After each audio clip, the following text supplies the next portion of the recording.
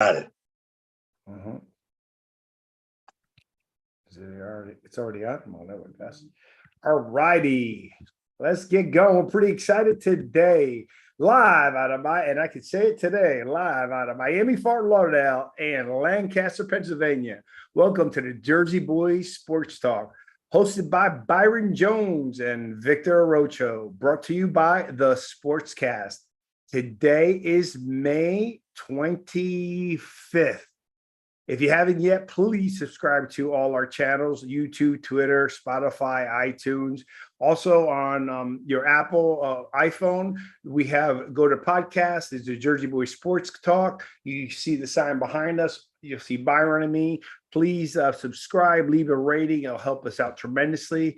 If you like what you're seeing, we're streaming live on Facebook and on YouTube. Smash the button below to like, hit the notifications. You could also hear replays, see the playlists.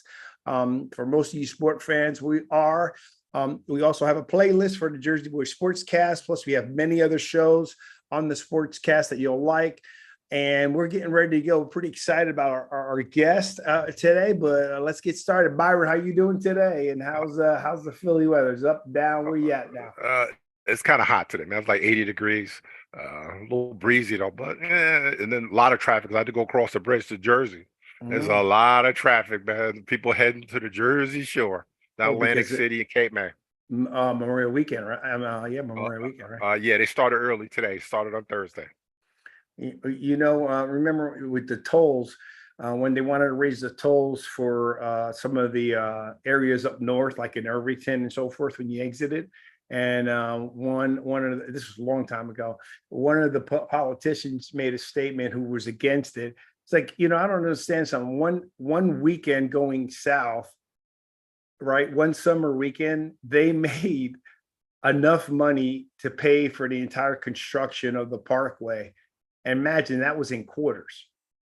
So that's a lot of quarters. That's a lot of quarters. So anyways, I'm sure it's getting busy there. It's going to be busy here. We're going to probably go see my dad up in Orlando. And so we're pretty excited. And our guests just took a break for a second there. So Byron, we're going to get into some baseball, but I see that we're doing a few things. I got my Giant hat off, at least to get started. And I was hoping to see what I saw with our guests. So I want to, anything else happen up there in Philly? You guys all excited over there? Yeah, they're ready to fire Embiid and Harden. They're all mad about that. So let's let that go. Let it be. Let it be. Yeah. Well, let's go Heat. We need the Heat to go tonight. So I'm gonna switch up it a little bit because, by the way, I have a Giants hat on the other day. And I went to get my car wash, and there was a lady that was taking the money for the car wash. She was like, "Oh man, I'm from New York too. Can I have your hat?" I go, "I'll give you anything else. I'll give you a tip, but I get up my Giant hat. I just, I just that ain't gonna happen." So, but I'm gonna switch now, and I'm hoping to see what Zach is wearing. I'm gonna introduce him in a couple of minutes because I'm gonna switch. Him being from the Bronx, I was assuming he'd be a Yankee fan. So I'm glad because I'm a big time Yankee fan, Zach. I go back all the way up to, at least I know all history of the Yankees, but I was around in what was Mantle's lifetime batting average? 313. No, 299. 297. 299. 298. Oh, okay. I said 297. I had two of them, so I got to tell you. How many career homers did he have? Oh, shoot, no, I couldn't tell you. You're not a Yankee fan. Stop. Oh, that's not true. That's not fair. You're an umpire. I could go back to Guidry. I could go back to Gossage. I could go back to Catfish Hunter. I could go back to Reggie Jackson. I could go back to Billy Martin. I was a little kid then. I can tell you every those stories. I know the numbers. I know the numbers now. So we're going to get into that. So I'm glad that you got that fire in you because I could talk some Yankees. Now, you'll probably a little out-talk me, but I guarantee you I'm pretty versed in the Yankee culture and the Yankee wins and so forth. Well, you already have strike one. Yes, well, those are stats. He's an umpire. He needs to know those a little bit better. I don't need to know, man. I mean, Mantle? Everybody knows that. Not everybody knows his Except batting Victor. average. Well, he also was leading. He also led the league in doubles until it was broken. I mean, I know a lot about Manling. How many times was he the MVP? Stop Maybe, it. Stop it. Maybe twice. I don't know. Three. Yeah, three times. Right. I said two. Strike two. But Byron, you haven't made one answer, so I'm Because I don't mess around. I'm not a baseball guy. I'll tell you Yeah, that but now. hey, I was off watched it. I got the second answer right the first time, and I You got get- 2 out of 3. You guess. You guess. I knew he was only under 2 or 3 times. I know we didn't win a World Series with him. But Who, with Mantle? yeah. With Mantle, we didn't win a World Oh, you're Series. talking. I thought you said Manning. I apologize. No, Mantle. Mantle. Well, Mantle. That's a little harder for me. That wasn't my time. Yeah. No, we won a lot of World Series with Mantle. Oh, A whole bunch of them. But that 2 things I would say. Well, let me get to the introduction. Be already jumping in, Jack, living and getting going into this piece. Okay, so now I will go. Let me introduce you. I got a little bio on here. It's Zach Rebackoff. Did I do that right? Perfect. Rebackoff. He is a Bronx-born. I can't pronounce the rest of it. A delirious baseball fan, a bona fide 5-tool player. You got to help me out with that one. He was dream of playing career was abruptly ended because of a freak high school football injury. Oh, you play football? Good. We can talk about that. I'd love to hear that one. Zach's desire to earn a career on the diamond was realized, albeit the maverick persona and the politics of the trade eventually took their toll. Rebackoff's life, his entrepreneurship, and his uncanny candor, as I can tell right off the bat, are worth your time and read. By the way, we're gonna let you know, and in the links you can buy his book, Unmasked, and he has several other books that he's published. Unmasked: The Honorable and Dishonorable Truth of a Professional Umpire Turned Uber Pirate. I love to understand that one as an extremely candid, revealing autobiography of the authors against all odds, rise to an unjustifiable fall from a career as a professional baseball umpire. That's interesting. Aside from his sports background, the umpire somehow unearthed the skill to string words together as a fictional and non-fictional author and columnist. That's awesome. In addition to Unmasked, Rebackoff has recently authored the ultra suspense novel 1,000 Miles Under Gunpoint. Oh, that sounds interesting. An 89,000 word tale that follows a mafia's kingpin's journey to commit a jealous, rage-fueled murder. All right, interesting. We could turn that into a series. For those who want to jump back in time, Tough Calls, published in 1983. I love that number. That's when I graduated.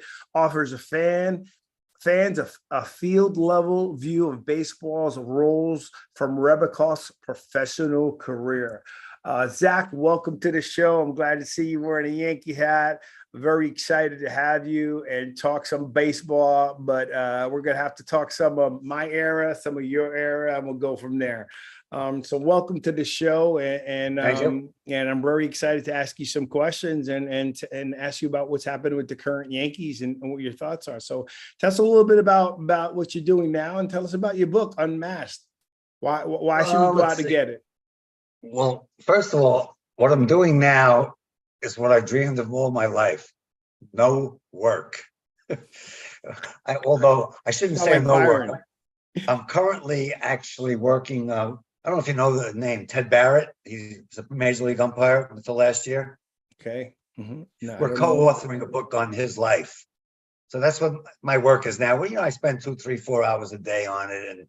And but usually I wake up, play pickleball till about 11, come home, as I was telling Byron, have lunch, take a shower, take a nap. And evening time, I watch the Yankees. Awesome. How much time do you spend writing? Some days it varies, but I would say probably around 4 or 5 hours a day. Okay. Oh, really? 4 or 5 hours a day. And do you lock yourself in uninterrupted? I can handle interruptions. It's not a big deal because, I got the computer, I hit save, I go outside, I answer the phone, I go to the bathroom, I make something to eat. but it generally works out. I get a thought and I'm, somewhere else, I come right over to here, I type it in, and that's how I write.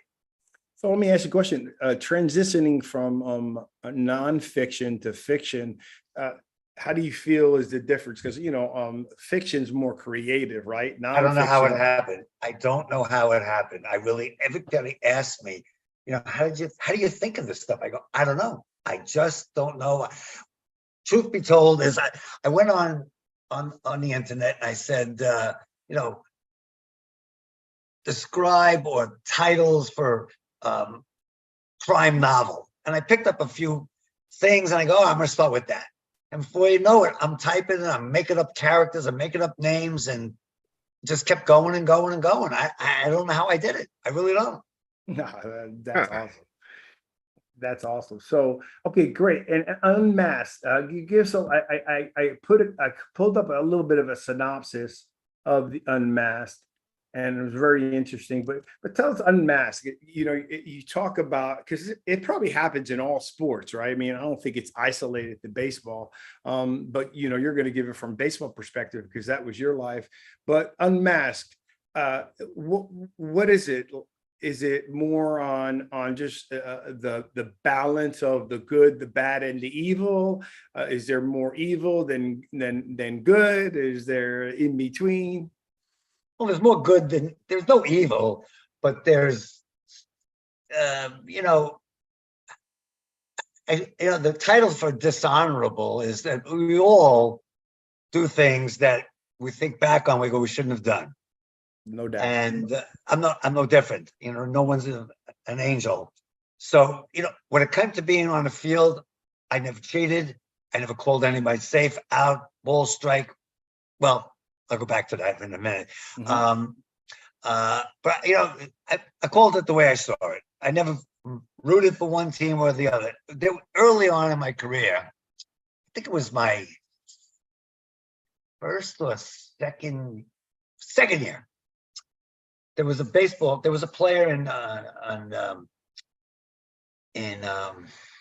where was it? Asheville. It was the Asheville Tourists. They were part of the Texas Rangers organization. His name was Wayne Pinkerton. And I don't know, I called him out on strikes or I don't know, something. Anyway, I'm on the bases and he's behind me. I'm in the middle of the infield. And I hear him talk under his breath. He goes, I hope you die in this league. That I did not like. I said, I'm going to get this guy. At the time, there were only 4 teams in the league. That means there was only 4 umpires. That means I had him half the time behind the plate. If the pitcher let it go, it was a strike.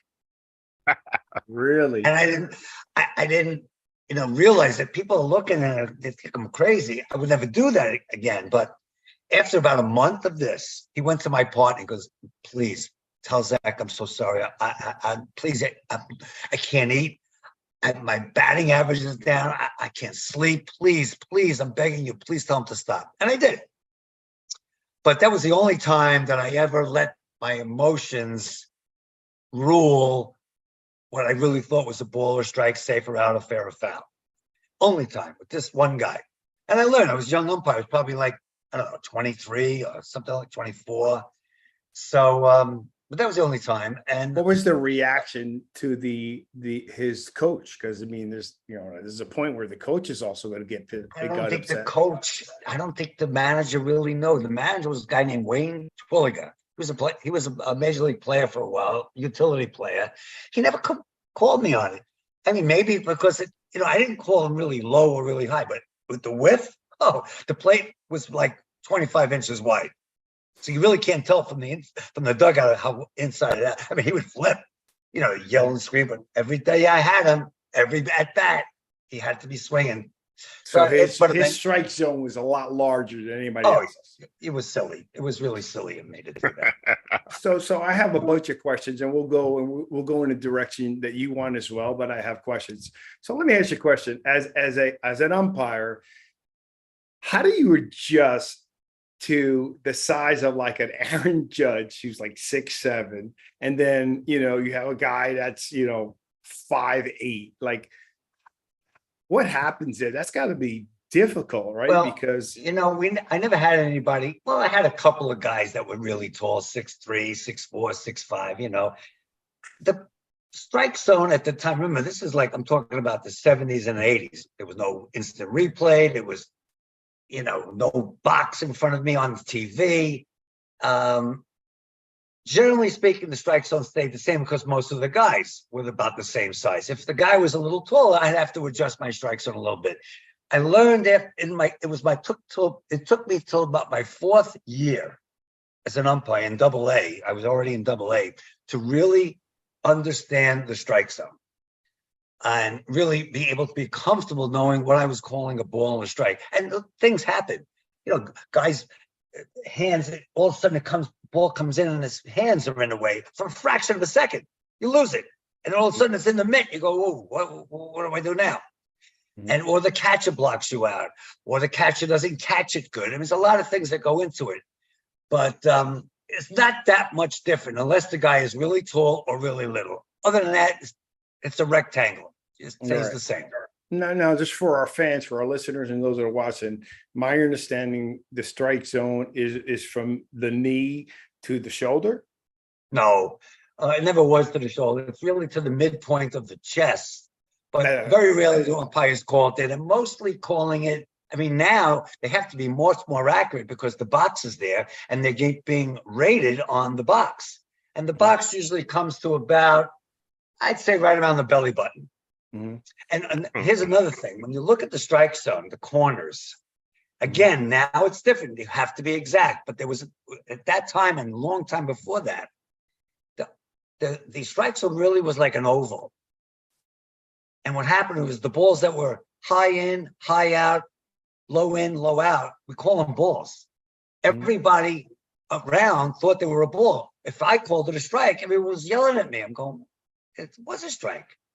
But the truth of the matter is the players wanted those to be balls. And I learned it. Okay, it's going to be a ball. So anything that was borderline high and in, borderline high or out, all those 4 vertexes, just called them a balls. And that was the way it was. But now you got to be right on the money. All right. So what is it like? What's the journey to be an umpire? Like, what does it take to be an umpire? Is it obviously there's schooling, there's training. Yeah, you've got to go to umpire school. Then, probably around 300 guys go to umpire school every year with the 2 schools. Even when I was back then and when I went to umpire school in 1975 and 76. And out of those 300 guys, maybe there's 25 guys that are needed because each year in the minor leagues, guys quit, they get released, I don't know, they disappear, whatever it is. So they need new guys. So my first year I went, I did not get a job. I was very good, but I didn't quite make it.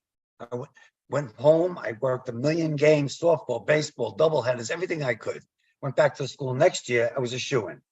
And I started in the Midwest League in long A ball. Sometimes I have to start in Rookie League, which is a little bit lower. And it's a shorter season, but long A is good. And it's 144 games plus playoffs. And then the next year I went to the Western Carolina League. And while I was in the Western Carolina League, I got promoted to the best A League that there was with the Carolina League. The year after that, I got promoted to Texas League, AA. The year after that, I got promoted to AAA. So within 8 years, I had 3, 79, 81. I just spent 4 years in AAA. 82 was my last year, and I got released. Byron, you get some questions? I don't want to be. My question is, okay, you're saying like you were in Carolina and Texas, and are you based out of those places, or you have to travel from wherever you live? No, the league was called the Carolina League. So there was various towns in the Carolina League, the Texas League, various towns in the Texas League and in Texas. And those rides, you would never survive. I'm talking that a 10-hour ride was a short one. Okay. We had a 5-hour ride. Oh, thank God it was only 5 hours. We did a game. This is a pretty funny story. We're doing the playoffs. As a matter of fact, it was Jackson, Mississippi. There was the Jackson Mets against the El Paso Diablos. They were the Angels. It was the finals. It was the playoffs. 2 out of 3, 3 out of 5. The first 2 games were in Jackson, and everybody was going to fly from Jackson to El Paso, and we never really flew, except that we thought we would fly too. The league president, who loved me. I was his favorite umpire. I really mean it. He had us driving 19 hours. We had to drive after the game all the way through the night. Got there at 2:00 in the afternoon. The game was at 7.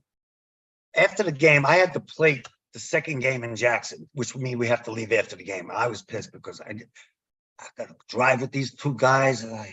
Anyway, the president of the league comes in, Carl Sawatsky. He's all happy with playoff giddiness and blah, blah, blah. And I'm sitting there like taking my stuff off. He goes, "What's the matter, Zach? You something matter?" I go, "Yeah."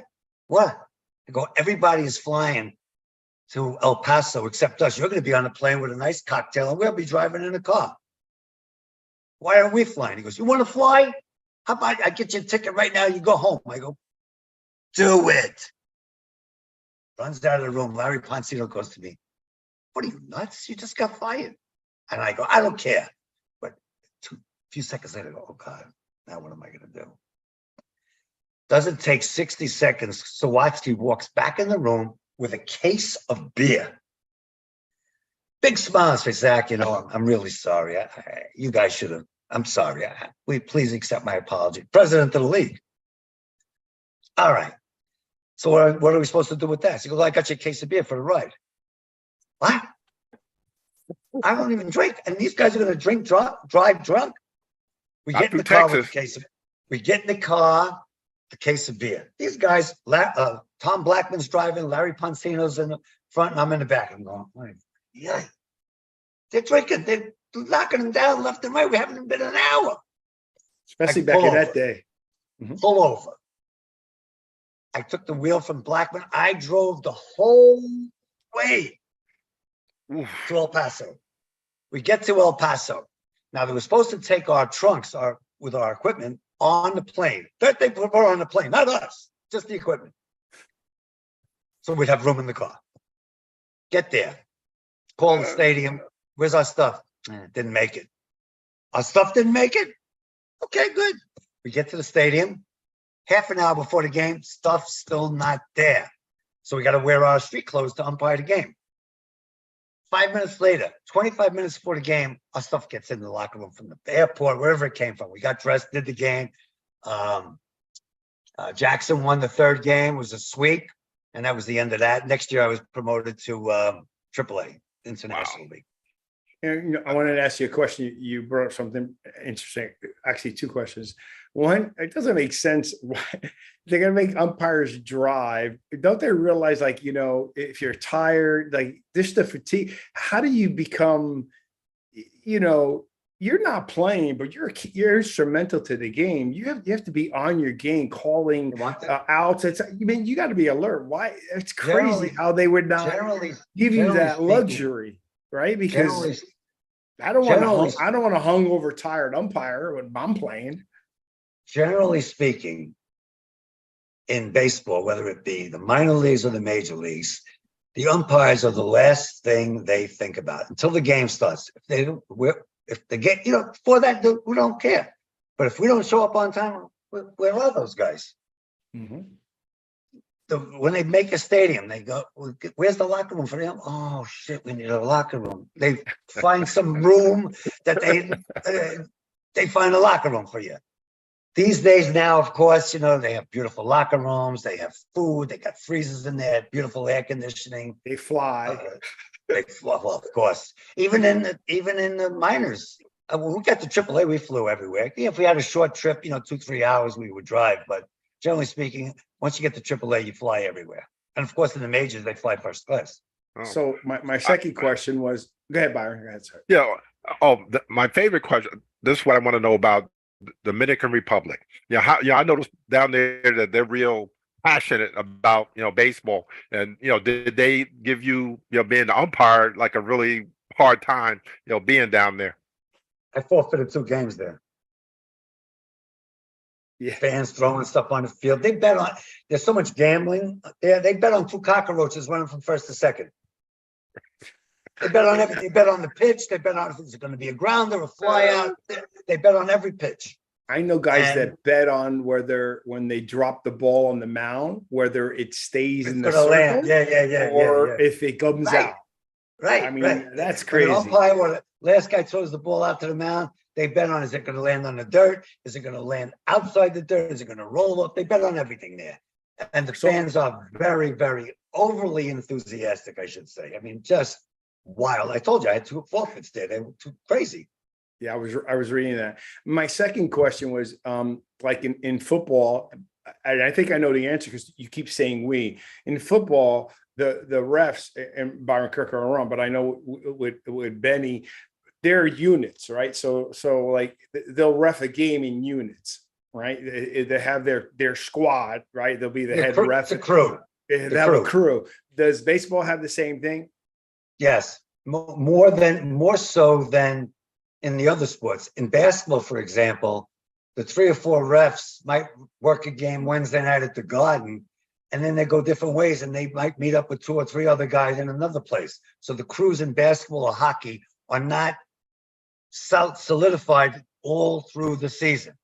Right. Baseball, they are, unless you know, they're just not getting along. They got to switch this guy with that guy, you know. But generally speaking, they stay along the whole crew for the whole season. Okay, that's what I wanted. And in football, Brian, Byron, correct me if I'm wrong, right or wrong. The football refs don't travel as much. They're usually the home team ref, or so forth, as opposed to basketball. They travel all the time, and baseball, I'm assuming they're traveling all the time as well. No, Yeah, I we think figure- that the refs travel too. There's no home team ref. No. Oh, you live in New York. Oh, you'll ref our Giant games and Jet games. No. That doesn't happen. They travel. I They get there, I think from what I understand is they get there on Friday, and they have meetings on Friday, Saturday, and then Sunday they're there for the game. That's football. That's football. Byron? My other question, this is a question from Santiago sent me about, can you elaborate about the shit house in Santiago, Cuba? Santiago, Dominican Republic. Okay. Santiago, yeah, well, top of the 9th, 1-1 game. Tony Pena catching. I'm behind the plate, and base hit up the middle to the outfield. This is going to be a plate to play. And sure, the guy come up throwing right on the money. Guy was safe by this much. If I had to call it again, I'd still call him safe. Tony Pena, who I came up in the minors with, who was I used to teach him English. He flipped out, throws his mask, throws his shin guards, throws everything. Ejected. Manager Winston Yanis comes out. Ejected. Big argument. Fans throwing rocks, oranges, bottles, everything on the field. Clear the field. I get the call for the general manager of the home team, which was the Ceballos, the Eagles. Tell them, listen, you got to make an announcement. If anyone throws anything towards anyone, a player, an umpire, anything on the field going forward, the game is going to be forfeit. I hear some announcement in Spanish. Yeah, it sounds like something like that, because I learned a little Spanish. General manager comes back. Well, yes, we made the announcement twice. Okay. Umpires, there's 6 umpires in Santiago because they had a lot of fans down the line. So it was 6 umpires. I said, all right, let's go back out. Get the home plate. Larry Poncino's with me again. And he goes, Zach, look, here comes something flying again. That's it. Forfeited the game on the spot. We had to go home on the bus with the Felipe Alou's team. What was the name of them again? Escogido team. Had to go home on the bus. They had machine gun army guys standing in the door like this. Wow. Fans would come near us. So that was quite an experience. And the president of the league, he wanted to suspend me. The other umpires that were there, American umpires, they said, if you suspend Zach, we're not doing no games. Wow. So he gave in, and I worked the playoffs also. I guess they're a little intense down there. Oh, God, yeah. it was nerve-wracking. What And the do you- games are long, long games. I mean, 3.5 was, you Why? hope for 3.5. Hope for 3.5. Why? Because a lot of hitting, or what? Why would the The game be any players longer? stepping out, fooling around, like, in between innings, took it all day. It was just a long, long, long game. Interesting. Okay, I got a big question for you, right? At least for me. What are your thoughts on Pete Rose being in the Hall of Fame or not being in the Hall of Fame? I put him in the Hall of Fame. I mean, the reason why he didn't get in is because he lied for 10 years or 15 years. He did. He gambled. He admitted it, but for 10, 15, whatever years, he said, I didn't do it. And he lied. So he couldn't get in. Now, I don't think this commission is putting him in. I don't think anybody's putting him in. I think he passed his time. I think there's a limit. That's why I'm saying, the guy had more hits than anybody. He was the best hitter there ever was. I think he almost. should be in because He should be in. he never bet on his own team. I right? don't know about that. I think he did. What think we he did know, that. what we know of, he hasn't. To me, I grew up as Charlie Hustle, right? He was, everything. And I think, Guys guys have done a lot worse things off the field and made it into Hall of Fames in multiple That's sports, right. Right. and I think he didn't do steroids, he was, he had, didn't he lead the league in steals and hits? And I mean, the guy was everything. I believe The guy was one of the he top deserves to 5 be in the players of all Hall. time. He deserves to be in the Hall of Fame, right? He shouldn't have lied. He shouldn't have Right. lied. Yeah, I guess that's the deal. I mean, if the evidence against him was this high, he should have realized they got me. I'm sorry I did it. I'm very sorry. And that would have been probably okay. Got a couple of slaps around, suspension for here and there a little bit, and that would have been it. But continued to lie. Okay, but at the end of the day, you're on the same page, at least with my side. I'd have him in the Hall of Fame. I mean, Well, remember, when I grew up, he was in his heyday. He started playing in around 1960, 61. I was 11, 10. And, he started playing then. I mean, he was in Cincinnati or Cincinnati. for the Reds. Mhm. And, we don't know much about them. We don't see him on TV once in a while. But eventually you got to know Pete Rose was the best. Switch hitter, everything. Yeah, I mean, look, I was born in '65, and I know of him, right? And we built Charlie Hustle. We were taught to play like him. You know what Remember I mean? when he got the ball first base at the end of the inning, would smash it down on the ground. Yep. He was also one of the first guys to slide into first base. And a Yes, he multiple did slide into and the- an Right, 'cause- all-star and an all-star at a whole bunch of positions. Well, I think first base, second base, Mhm. probably left field, right field. He was an all-star all over the He place. played everywhere. Great He was a player. baseball player. He Everywhere. could play anywhere. He could play anywhere. Yeah, man. I wanted to get that one out. Okay. There was a good question over here that I have. All right. So now you're a diehard Yankee fan. Okay. So the one thing you asked me Let's see some what the questions. score is. Hold on. Oh, Yeah. Baltimore's winning 1-0. Bad. Go ahead. Yeah, they're having a rough. So one thing that I was able to appreciate with the Yankees from 72 forward, and particularly with Jeter and that group, right, was because of Mattingly, not Mattingly, of Mickey Mantle. I know of Babe Ruth, that, and you idolize them, but you never really seen them play. I love that I was able to enjoy my time being able to see, Reggie Jackson play and that entire squad. In fact, I got a mirror that my wife, it drives her crazy, that I got when I was like 12, 13, because I went to the hospital. My friends got it, but it's like one of those like Seaside Heights mirrors, an inexpensive mirror, but I take it with me to this day. I still have it because it's a caricature of that 1972 team. I could rattle off 10, 15 names and everybody knows them. You know, from Mickey Rivers to Bucky Dent to Ron Guidry to You mean 77? You mean 77, 77? 77, right? 77. That's right. I would have been 77.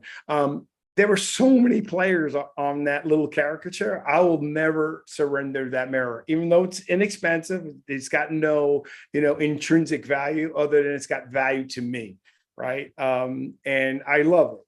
But then, with Jeter, I love because I was able to see those players play. You know what I mean?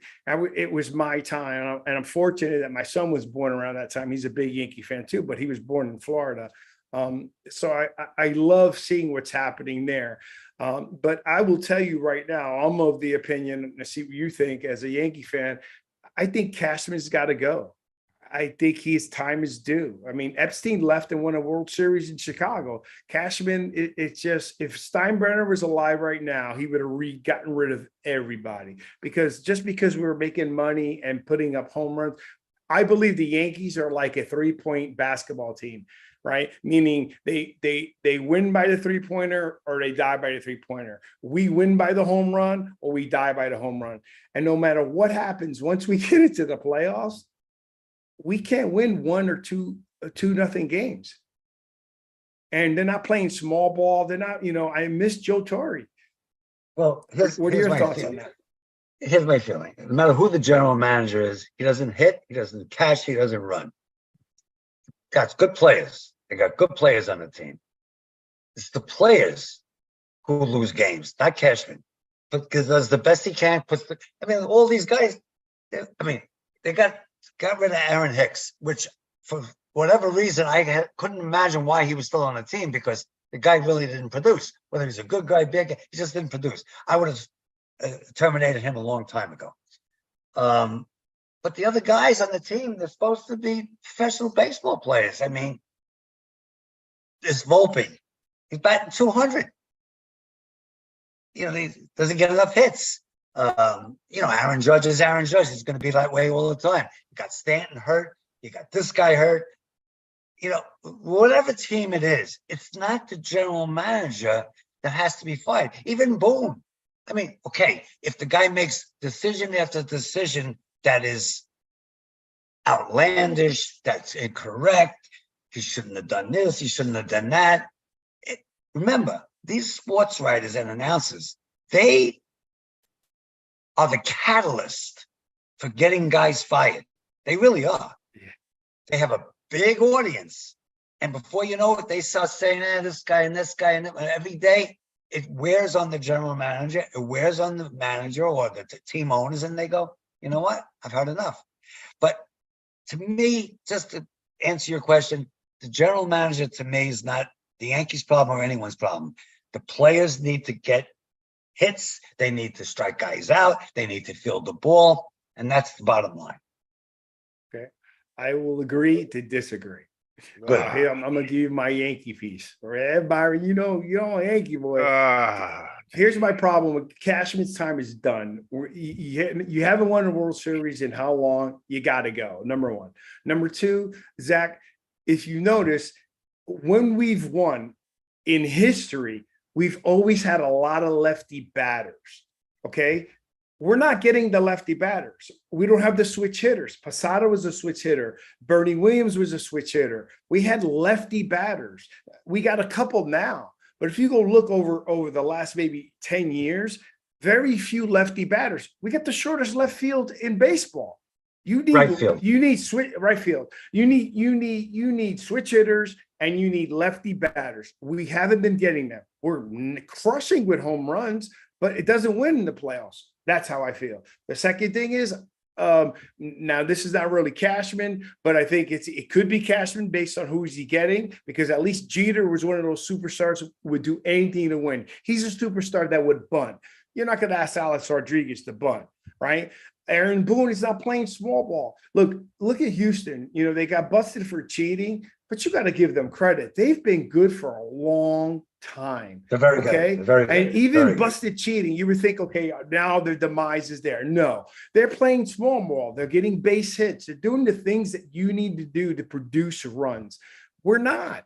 And again, to me, if you're the general manager, get us lefty or switch hitting players. Well, listen, if you score 5 runs a game, which the Yankees really generally do, Mhm. you're supposed to win those games. No doubt. In my opinion, our pitching staff is weak. This It's been Clark for Schmidt, a long time. Clark Schmidt in the 3rd inning, he had 90 pitches. Okay, a little inconsistent. A couple of our relievers, you can't count on them. Cole, you can count on. Yes. Even Nestor Cortez. I mean, you can't count on him for sure. He'll give you 6 innings, but like last night, before you know it, boom, boom, boom, the Yankees, the team caught up to him. But to me, if you have strong pitching, you got a guy to come in the 9th inning and throw like Rivera, or when Araldis Chapman used to really throw 100, you win those games. No doubt. Put in a guy that only throws 90. These guys hit 90 like it's 80. Yeah. I agree Gotta with get guys you. that throw 100. I agree with you on the pitching. There is no doubt. But and I agree with you if you score 5 runs and it goes back to pitching. But if you look at the history of the playoffs and World Series, it's not like teams are winning, putting up major runs. Oh, you're right? never going to do that in the world. It's very rarely. Do you So, get a lot of so, runs. so then the runs are worthless, right? So that means you have to manufacture runs. And what happens is we strike out a lot with a lot of our players because it's a home run hitting team. And, it's fun, but I want to win a championship. Yankee baseball, we care about it. The reason why guys are beloved, why they love Aaron Boone is because of that 1 home run. Why is Bucky Dent beloved? Because of the home runs he hit, right? What's his name? Paul O'Neill. Paul O'Neill played for the team. He's beloved with the Yankees because of how he played when he was there. I mean, other than the core guys in that team, you could be beloved, but you got to win us a World Series and do something to win us a World Series. And they were like, Reggie Jackson, most of his numbers were put up with the Oakland A's. Oh, he was great with the Yankees. I mean, the guy hit 1 million homers. There's no doubt, but most of his stats with the Oakland A's. He comes to the Yankees, fights with Billy Martin, hits 3 home runs in the playoffs. Remember, he was during what's World his Series. name? The 44 caliber killer. He was the 44 caliber batter, right? So and he was lefty, right? I mean, think about That's the guys true. in history; they were lefties. You make a right? good point. Paul You're right. O'Neill We was don't have lefty. enough- I think you're right. We don't have enough lefty bats in the lineup. I never thought of that, but you got something there.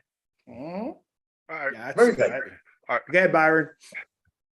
No, I was getting ready to say something smart. No. I'm good. My likes to counter or whatever I say. Yeah, it's lefty batters. Zach is my issue, and playing It's not small bad. ball. I like it. Yeah, I mean, and you had the switch hitters, which gives us more lefties as well. Okay, Byron, you got a question for Zach? Yes, I got one. Another one I got. Wayne Boggs blaming you for losing the batting title. I think it was 1981 or 82. Well, first of all, in the league at that time, they had Don Mattingly, Wade Boggs, a lot of guys.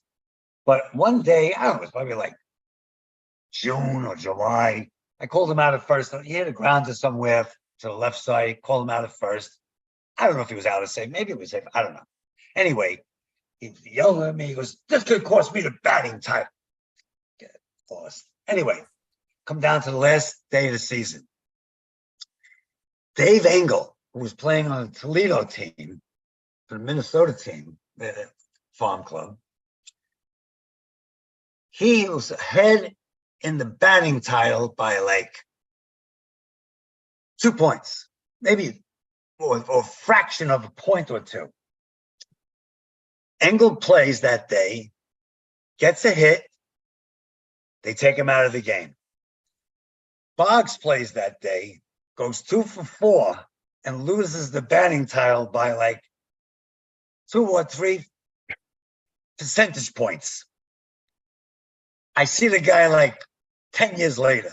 He says to me, he goes, "Did I tell you you're going to cost me the batting title?" And he was So tell us about, in your book, you talk about the again, the good, the bad, the ugly, good, so what were some of the the good stuff, and then what were some of the political stuff? You know, what's Unmasked about? Give us a little bit of insight Well, without giving key pieces, right? I didn't know at the time. I mean, I was good in my mind. I mean, I got promoted quickly, and I was good. And when I looked at the other guys I was working with, I was as good, if not better than them. And I worked with a lot of guys that made it big leagues. John Hirschberg, Bob Davidson, Larry Poncino, all these, Tim Welke, all these guys. But I did not know about politics. For example, we had a supervisor would come around. His name was Mike Fitzpatrick. This guy would come around, supposedly sneak into the stadium where we wouldn't see him. We always knew he was there. I mean, it's not like he was walking into Yankee Stadium with 50,000 people. It's like 2,000 people in the place. Here he is. He's over there. We meet him between innings. Fitzpatrick's here. All right, so he come in the game after the end of the game. He wants to take us out. All right. And I wasn't into backslapping and drinking. I don't drink. I mean, maybe I'll have a drink here and there, but I wasn't into that shit.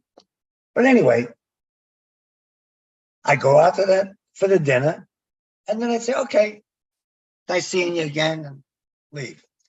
If I could go backwards, I would have sat there at night and talked with him until backslapping and all that stuff. I didn't know how to do it. I didn't realize that at the time that the managers, the general managers, had influence on who got promoted. Those guys have been around baseball a long time, and those guys were called on for reports. How is this guy? Because they've been around a long time. There was a manager named Bob Willman for the Mets. He was a big guy. One day I had an argument on the field with his first base coach, spinning around like rock'em sock'em robots, like crazy, cursing, everything like that. Game ends. Willman calls me over. He goes, "Come here. Why would you do that? You got a shot to get to the big leagues. You don't do things like that. You can't be lowering yourself to that idiot's level. Yeah, he's my coach, but he was an idiot. You can't do that. You're on your way to the big leagues. Don't ever do that again. Even if it's me, you don't do that." I go, all right. And I thought about that. I go, he's right. Sometimes I would make a bigger argument than what it really was, thinking that I was the show instead of just walking away. I would give it, if they give it to me, I would give it back to them. I had to get the last word and not them. So I learned, and a couple of that, and plus this thing with this guy hanging around with him. I didn't do that. And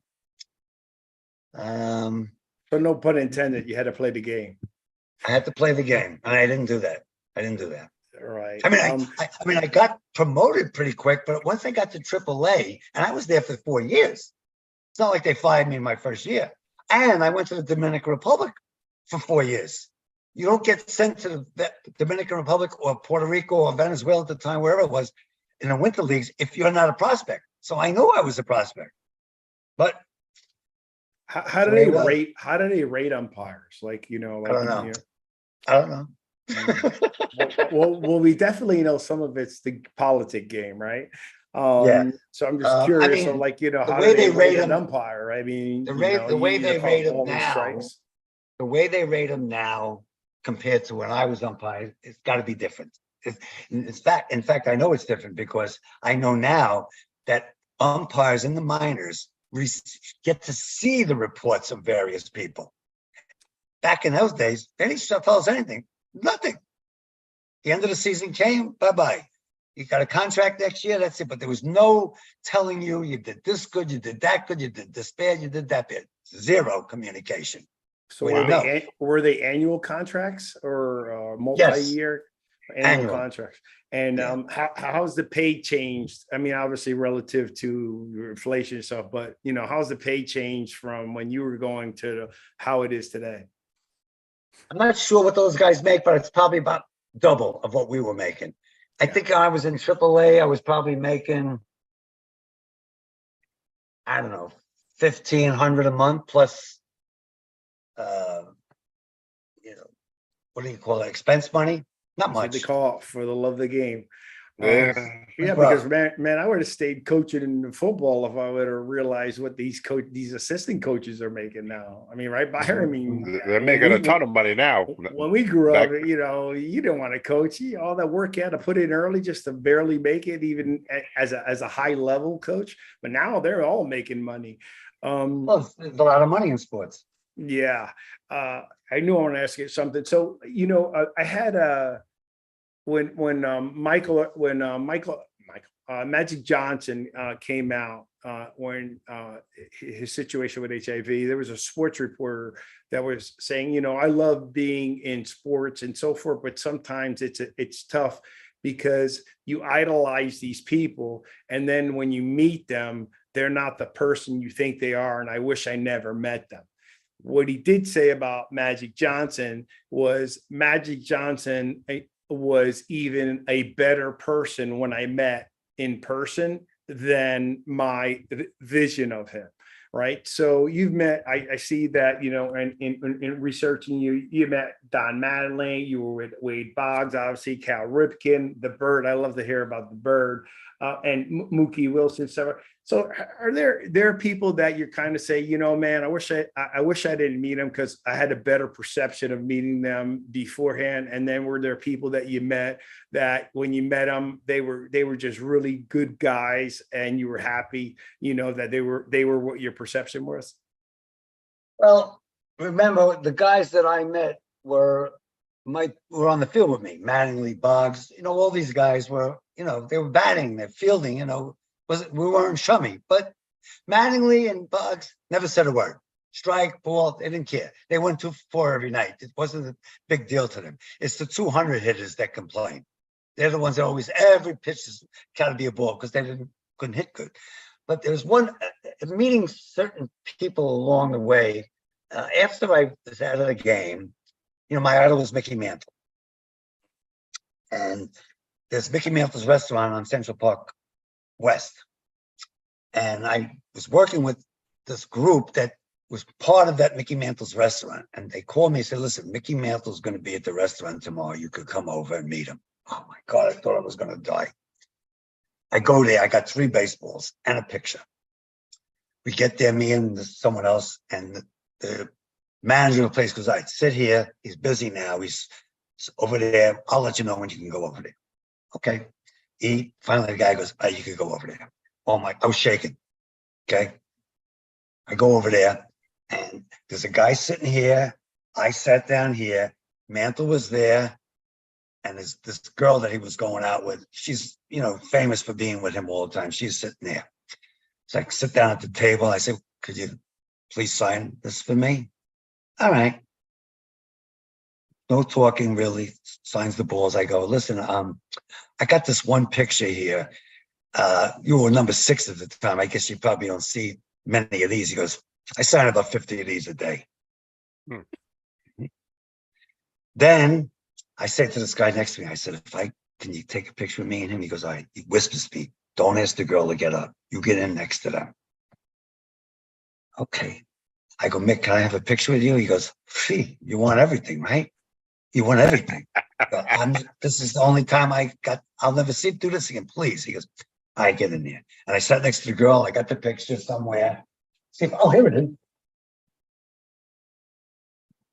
That's cool. I like Mickey Mantle. He's a good guy. I like Mickey. I heard DiMaggio was mean to him.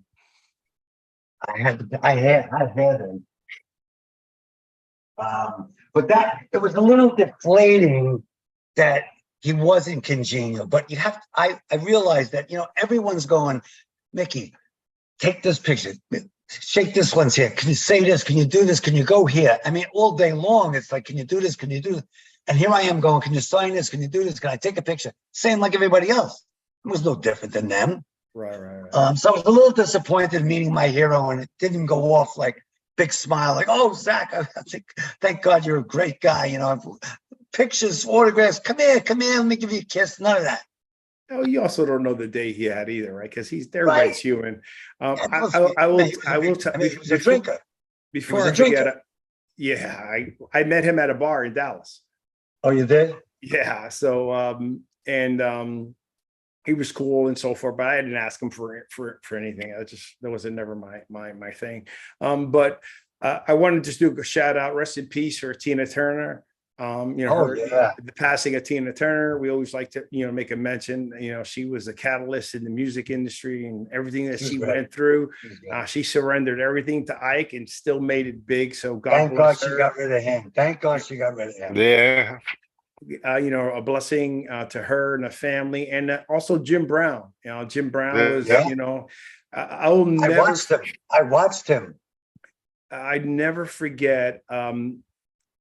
Jim Brown was on an NBA show or NBA game, and he's with all these, superstar basketball players that, Jim Brown, those guys, and Mickey Mantle, those guys made a lot of money. Maybe he made some money during that time, but nothing compared to what they didn't make this legacy money that these guys Mantle made 100,000 was the most anyone was making. Him and Sandy Koufax making 100. That was it. But Jim Brown, they're all, I think it was Shaq and a few other guys were all, commending him for the work he does in the communities and for gangs and so forth and blah, blah, blah. And I love that he literally called them out to the mat. He goes, well, guys, if you want to do something, get involved, because it's the kids need to see people like you. You know what I mean? You got to get involved. Everybody can talk everything and talk a good game. He talked and walked the walk, Jim Brown. Well, right? we used to have him come to our facility all the time. He's American. He had that program with the inmates at our place, and Jim Brown used to come there all the time. Bob Watson came there one day. He let people try on the World Series ring one time. John DeCount Montefusco was a guest at our facility. So yeah, it was pretty interesting. Some of the people come through. I didn't realize how big Jim Brown was. Then when I was like, yeah, he's a little bit bigger than I thought he was. He was the best running back. You got O.J. Simpson, you got Barry Sanders, you got a lot of guys. But Jim Brown, guy averaged 4.9 yards per carry. Yep. On Cleveland. And you couldn't tackle one guy. You had to take 2, 3, 4 guys to get him down. He was impossible. But his contribution to society was amazing. I mean, he was a man that lived his word. He was an activist, yes. I mean, I love that he called out these superstars who made way more money than him. And he was like, look, you need to be involved if you want to make a difference. And he made a difference. But the truth of the matter is he did taint his image with this, he used to hit women. Yeah, a whole bunch of them. So, he wasn't a golden boy by any means. Yeah. Oh, I didn't know what. God rest his soul. I wanted to go there and talk about that. And I wanted to just make sure we made mention of that. And then I wanted to ask you about, Aaron Judge and the Yankees. I guess we already talked about that. And I love Aaron Judge. Every time he comes up, I say to my wife, Aaron's up. I love Aaron when he comes up. Mm-hmm. And he at least didn't go through what Maris did. Right. No. Roger Maris. I was 10. I watched that. They abused him, man. That was terrible the way they treated him for just doing his job. You know what I mean? That was sad, right? I don't know if Byron's female, but nobody wanted to have him bake the Bambino's record, so they were treating him so terribly, even though he was just hitting home runs. No, but that's because it wasn't Mantle. If it was Mantle doing that, that would have been fine, right? The best. But it was Maris, so it was like, what? He wasn't. He was only in the Yankees for a couple, 3 years at the time before he started doing this, maybe 2 years. Yes, I don't know if you know this or not, but they were neck and neck going through the whole year. They both had around 50. Maris was always 1 or 2 ahead, but Mantle had 54, and he had an infection in his hip. Mm-hmm. Had to stop playing. So that's the end. And then Maris carried on. So during your time, it's pretty funny because if you watch during your time, those guys were like smoking cigarettes in the dugout. I mean, it's a muscles. It was muscles. It was like who was telling me like some of those guys were coming like Babe Ruth and Mantle. They would come hungover into play. and smoking cigarettes in the dugout. It's just a different world today, just in the athletic field. I mean, they're way more athletic and everything. But Mantle, though, there are stories about Mantle that no matter where he went, people went to see him. Some guy in Cleveland, somehow or other, got Ralph Houck's hotel room, called and asked for Ralph Houck. They put him through. He says, "Oh, Mr. Houck, listen, I live 300 miles from Cleveland. Can you tell me if Mantle's playing today? I don't want to drive. He's not playing." Really? Yep. But those guys, if they did a little different than the players today, where they do load management, right? Like if they get a little injury, because like I've been to games, like I live in Fort Lauderdale. I've gone to Miami Heat games, and I brought people with me. And then if you see fans, they get really upset. I don't blame them. They're paying big. The tickets prices don't change, and then they come there to see the stars play. And those guys are not playing. They're not playing. You know what I mean? And in football, you can't get away with that. Is that correct, Byron? I mean, football, you're going to play. You better play. You got to play. I'll put some tape on it, Bengay or whatever, and get out there, and that's it. Yeah, you better play. I don't care what happens to you. You better play, right? Do you have a football team that you like? Yeah, I like the Giants and the Jets. I'm a big Joe Namath fan. We'll give you the Giants there. So what do you think? What do you think about Aaron Rodgers with the Jets? How you like that? We haven't had a quarterback like him since Joe Namath, so hopefully this will be good. Too bad we didn't get him 2-3 years ago. But I think he's better than Joe Namath. Well, of course. Joe Namath had a losing record. Yeah, I know. All right, so that's what I'm saying. Joe Namath's claim to fame was the prediction of the win, right? And his flamboyant style. And there was a guy and winning. his left tackle, which is his blind side, was a guy named Winston Hill. Yep. Nobody beat Hill to name it. Nobody. I mean it. Nobody got on that left side. This guy Winston Hill couldn't get by him. Never got touched by his end over there. No one. And that's people when you couldn't use the hands the way they use the hands now. Right. Do it like that. You had the old this mess. Yeah, that's right. That's how we were taught. The sad part is that's when they weren't even paying left tackles what they pay today, right? Right. Left tackles today. Left tackles are the highest paid lineman, correct? Right. Right. Byron, if I'm right. Yep. I would think so. And they thank Lawrence Taylor for that. Yes, that's when Lawrence. Thank Lawrence Taylor, and then the movie The Blind Side talks about it. When Mike Moore became. If you got a left-handed quarterback, then the right tackle is the most important guy. It's always the blind side guy, but most of the quarterbacks are right-handed. Right. Well, so how do people get a hold of you? We got your website here. You can go to, for those of you who want to read more on the book, his books are on Amazon. If they want to get the book, they go to Amazon. They can get a Kindle or you get the hardcover. The name of the book is Unmasked: The Honorable and Dishonorable Truths of a Professional Baseball Umpire by Zach Rebackoff. Okay. The Kindle version, I think you can get the Kindle version for $9.99.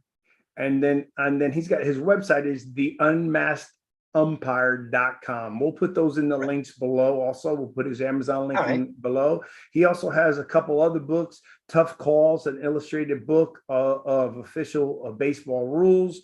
Another one of 1,000 Miles Under Gunpoint. Is that the Mafia book you were talking about? That's the Mafia book. But here's what happened with that. After I had it published, I didn't really. I went through it. I had so many typos and mistakes. Oh my God, they must think I'm an idiot. I took it off Amazon. I rewrote it. I edited it, and I have a new name for it called Carjacked. And I have an agent now that we're going to get it published. All right, that's awesome. So that's not out yet. Anything on Audible? No. No, you talk all day. I could be pretty funny on Audible, right, Byron? Yeah, that would be cool. I think it would be awesome, Zach. You got that personality, man. I'll do it for 9:09. I got to go to bed. What kind of Audible? I'll do the Audible for you. I'll do it in your style. I'm a Jersey boy. Well, look, man, let me tell you something. It's been a pleasure to have you on, Byron. Yes, it has. Thank you both. Comments. We were excited about having you on. I wish I would have did a little bit more research, but I felt pretty good. I'm glad you like my lefty situation with the Yankees. Gave you something to think about. I'm going to think about that. It's very good. Very good. We're just excited. You're welcome on our show anytime. If you want to talk some Giant football, especially during the season, we're big into the Giants. We talk about our show predominantly is, NFC East. We talk about the Giants and we go through everyone in there, and then we'll talk around the league of what's happening. We'll have some fun with the Jets because we have a lot of friends that are Jet A lot of fans. friends. I got a question for both you guys. Is Eli Manning a first ballot Hall of Famer? Yeah, if you're asking No, me, no. The answer is no. If you have to go, the answer is no. If you're gonna ask me, I'm gonna say yes. I'm gonna say yeah, because listen to me, on the biggest stage of life, right? He was the MVP. The guy threw a wobbly pass that the guy caught on his head. One thing about Super Bowl. One thing about football, it's game 7 in the World Series every game. All right, now listen to what you're saying. If that's the case, Jim Plunkett would be in the Hall of Fame too, if it's for just one game, because he's got 2. Jim Plunkett's got 2. He's got 2. 2. I like. Well, Jim if that's the case, he would be there. I think Eli will eventually get in. I don't think he's getting in on the first ballot. He's not Peyton. No, he's not. He's not. No. And he's got a couple of good things going for him. First of all, he never got injured. Plays every game. Yeah. But the truth of the matter is, when he couldn't get away from the rush. If you touch the guy like this, boom, he'd go down. He couldn't get away from anybody. He did fall. He did against the Patriots. Yeah, and then he threw a wobbly pass, and the guy caught it on his head. Come on. I don't care how it works. The New Orleans Saints got knocked out on a blatant pass interference. I mean, that was the worst call I've ever seen, besides Pete Carroll calling a pass play on the end zone. That's probably the next worst call, right? That play, we were in a pool. Which one, the Pete Carroll one or the Saints one? Pete Carroll one, when the guy intercepted the ball on the 1 yard line. Yeah. Our group won 40,000 on that play. Because you picked the Patriots to win? Wow. I didn't get 40,000. I mean, it was 500 a box. We had 3 boxes. It was the end of the game. You get the most money. There was, right. No, wait, I'm sorry. Not 40,000. We won 24,000. 50,000 in the whole pool. Final score is 24,000. Wow. Because he threw that pass. I was happy. I bet you were. How much time would you give Cashman if you don't win a World Series, or Aaron Boone? Aaron Boone, you can send him right now to me. Get rid of him. Got thrown out again tonight. He got thrown out 4 times already. Yeah. Can't manage the game if you're in the, get thrown out. Mm-hmm. So for me, he's not particular. Cashman, he's been there 25 years already. He's probably tired. I think we could use for a couple of new guys. That would be good. But would you agree, if Steinbrenner was still alive, like they both be fired. The family is not running the Steinbrenner. They both be fired. But he was adamant about championships. I mean, look at his fights with Billy Martin and brought him back, and fights with Billy Martin, fights with Reggie Jackson. I just hate to see that happening. And by the way, I used to be a Jet fan. I mean, I'd like to see the New York teams win.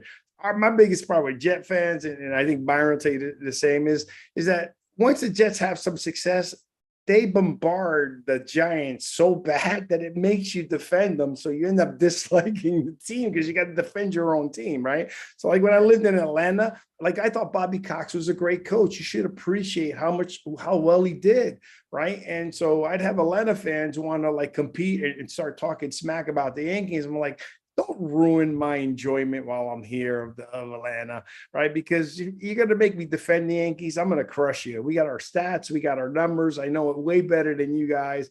Enjoy that Bobby Cox was a great coach. I mean, he did a great job. He was very good man. For a long time. For a long time, and he had the horses. He had Smoltz. He had Glavine. He also had home grooming. Maddox. He also had grooming. Maddox. He had on, what was the young kid, the 19-year-old center fielder, right? Andrew Jones. Andrew Andrew Jones. Jones. He had Chipper Jones. Chipper I Jones. mean, those are homegrown guys, right? So I was like, see, look, so then they stopped because, you're not going to keep beating the Yankees. But the sad part about Atlanta, when Sosa was hitting those home runs, I literally went to the stadium and got face value club tickets in a playoff game. I mean, you can't do that at the Yankee Stadium. No. And it's no different than the Mets. I don't understand why the Mets don't spend the money into continue to develop, because when the Mets, by the way, I took my dad's a Met fan. I took my dad to the Mets Yankees World Series when was the longest game in history. I think that's when Aaron Boone hit that home run. My dad and I both went to that game, him and all in his Mets uniform, me and my Yankee stuff, but we were at Yankee Stadium if I'm paying for the tickets for the flight. But that was an awesome experience with my father. And if the Yankees and Mets made it again, I don't know if my dad, he's 88, so if that'll happen again. But now I can't be able to go with my son and take him. So, but I'll leave you with this story. So I called my dad up. You'll appreciate this, Zach. I called my dad up and I go, look, Dad, I was living in Atlanta at the time. I says, hey, Dad, look, I'm getting tickets to the World Series. It's going to be the Mets and the Yankees. My dad's already a retired veteran. He's working a job, but it's a part-time job, and he's doing it because it's around 2004, right? 2004. Somewhere around, yeah. And I call him up. I go, come on, let's fly you up to Atlanta. You and I'll meet in Atlanta. From there, we'll go to New York. We have family in New York and New Jersey. He has his boys there. I have my boys there. He's like, I don't know, son. I got to take off of work. I go, Dad, come on. It's a part-time. They're going to leave you alone. And he tells his boss, the boss goes, look, if you don't want to go, I'll go. Get out of here. So I'm cracking up because my dad was in between. So I go, look, Pop. I call Pop. I go, Pop, let me just say something. The odds of having the Yankees and the Mets in a World Series in your lifetime probably may not happen, man. So let's take advantage and go, And then I go to him. I go, Pop, come to think of it, the odds of the Mets making it back to the World Series in your lifetime probably won't happen again. The Yankees will be back. Like, oh, that's not funny. And sure enough, he's still living, so he's still got a shot there. So thank God. But it was a joke on his side, right? We're like, hey, Bob, come on, you got to go to this game, right? If we're going World Series like that, a Subway Series, man, that's not going to happen many times. No. And it hasn't. But when they were winning, they were selling out like double headers at Yankee Stadium, and then the other one at the Mets. The Mets were making a ton of money. I just don't understand why they don't just keep trying to develop that team and put the money in it. They'll get good players, but something just happens with them that they just let it default. So anyhow, that's my Met Yankee story, and I love to share it. I love sharing. That was the old stadium with my pop. We had a great time, and he was about to want to leave because we were parked. He was worried about the car. It was a rental car. Yeah. I'll take the car service home. They can take the car. I'm not leaving this World Series game. You know what I mean? So and then my brother-in-law said, they all started laughing. This sounds like your dad. He's like worried about the car. It's a rental car. He didn't want the traffic. He didn't want to get in the traffic. He's just worried that they were going to close the gate or something. I don't know, an older gentleman and so forth. But it was kind of funny. Well, again, Zach, we really enjoyed your show. People, please go out there, get the Unmasked. Go to Amazon. We're going to have it in a link. Go subscribe. We'd love to have you back on our show another time again. Please, I hope you enjoyed yourself. You enjoy yourself? I really did. Thank you very much. For a football show, we know a little bit of baseball. And Byron, as always, Byron, you got any parting words for Zach or anyone? That's all. It was great. You came on, Zach. Maybe later on, you come on when Giant stuff kicks off, and we'll see. And hopefully with the Jets, we'll see with Aaron Rodgers. He already tweaked his ankle, but that's another story. Well, and when we publish this book that I'm doing with Ted Barrett, I'll let you guys know for sure. And you can have both of us on, and we can talk about the book that's going to come out. It's going to be very, very revealing book about umpires. Very revealing. Yeah, and do me a favor, either get my email with Santiago and so forth and communicate me, because I would have rather read the whole book prior to you coming on so I could talk about the book. I'm going to go and buy your book. Yep. But we really enjoyed it. Byron, as always, you're steadfast. You know, we'll pick up where we left off with the Giants and what we see on the depth chart happen. I'm pretty excited about the season. I think it's going to be an interesting season. And look, good, bad, or ugly, Aaron Rodgers, you know, the stories are coming out. He's doing a lot of work there, Byron. He's like quizzing the team. He's part of the team. He's really heavily involved. That's the job. That is the job. Yeah, but he's doing it because he was, you know, everyone was questioning his prima donnas, but he's doing more than the expectation that the media had on him. You know, he tweaked his ankle a little bit. He tweaked his ankle First the other day. day. First day. Tweaked already. He'll be fine. He's not one of those Yeah, guys. he'll be good. Put some tape on it. It'll be all right. It's a little tape. He's not a Tua. You know, he knows that he'll get. If he doesn't show up for first game, he's going to be booed real fast, right? I mean, so he's going to play injured with rib injury, and doesn't matter. He needs to play. How many what do you call it? Exhibition games they play now? 4 or 3? 4. 4. I think it's 4. Yeah. He probably won't even play the first one. He maybe play a series in the second, 2 series in the third, maybe 3, 4 series in the fourth, and that's all. Yeah, I know that opening game is going to be packed. Are they playing in New York? Then well, the opening game when he plays in New York, I'm not sure if their first game is in New York or not, but I know it's going to be packed. I already, you know, my nephew-in-law has already got like 100 people coming. He wants me to come up and they're tailgating. It's going to be crazy. And Jet fans are crazy. My brother used to be the head of he was a state police officer, was head of the security there at back then Giant Stadium when the Jets and the Giants played. And he goes, man, they're all crazy. He didn't like football for a while. There's a lot of drinking at these games. These guys, the construction workers, they drink. They're nuts. They're nuts. You can't even go there because they're so crazy. That's when I first realized that there was jail, like a judge and a jail cell in all the stadium. That's Philadelphia. No, Giants have it. What's Philadelphia? The judge and the jail cell is Philly. They have it. Really? No, they have it. Yeah. They have it in On the the premises. On the premises. Byron, they have it in the Meadowlands. But they got it from Philadelphia. They were first. Oh, okay. They may have gotten it from Philadelphia, but for sure there is a judge, a jail, and everything inside the stadium.